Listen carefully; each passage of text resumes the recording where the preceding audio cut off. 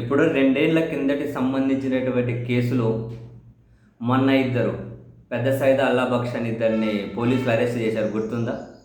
వాళ్ళని అరెస్ట్ చేసి ఒక గెస్ట్ హౌస్‌లో బంధించండి. వాళ్ళ కుటుంబ సభ్యులు హైకోర్టు హెబియస్ కార్పస్ పిటిషన్ ఇస్తే రాత్రి 10 గంటలకు హైకోర్టు విచారించి వాళ్ళని మీరు రేపు పొద్దున్న మేజిస్ట్రేట్ దగ్గర హాజరుపరిచేంత వరకు కెమెరాల పర్యవేక్షణలోనే ఉంచండి అని చెప్పి ఆదేశాలు ఇచ్చింది.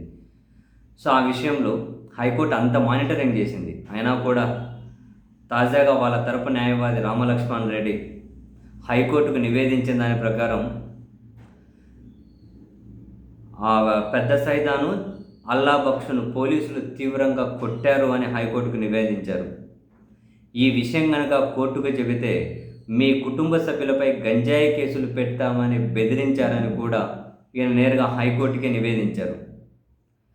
దీనిపై స్పందించిన న్యాయస్థానం వీటన్నింటినీ అదనపు అఫిడవిట్ రూపంలో మా ముందు ఉంచాలి అని న్యాయవాదికి స్పష్టం చేసింది. పెద్ద సైదా అల్లా బక్షు వీళ్ళిద్దరి మీద నమోదు చేసిన కేసుకు సంబంధించిన డైరీ, రిమాండ్ రిపోర్ట్ను మా ముందుంచాలని పోలీసులను ఆదేశించుకుంటూ న్యాయమూర్తులు జస్టిస్ రఘునందన్ రావు, జస్టిస్ కుంభజడల మన్మథరావు ధర్మాసనం ఉత్తర్వులు జారీ చేస్తూ తదుపరి విచారణ 16వ తేదీకి వాయిదా వేసింది. పోలీసులు కొట్టారు అని బేసిక్గా ఒకటైతే ఫ్యాక్ట్స్, హైకోర్టు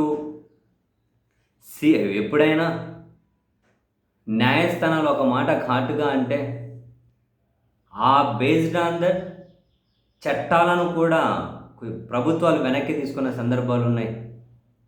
హైకోర్టు ఏదైనా ఒక మాట ఘాటుగా అంటే న్యాయస్థానాలు దాని మీద ప్రభుత్వాలు చాలా సీరియస్గా ఆలోచించిన రోజులు ఉన్నాయి.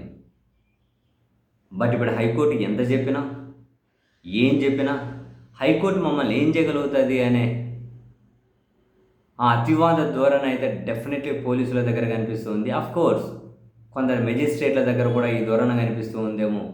అందుకే కాబోలు హైకోర్టు చెబుతోంది మెదడు వాడాలి మెజిస్ట్రేట్లని, సుప్రీంకోర్టు చెబుతోంది మెదడు వాడాలి మెజిస్ట్రేట్లని అని ఎన్ని చెప్పినా పోలీసులు చూడండి, పోలీసులు మానిటరింగ్ చేశారు.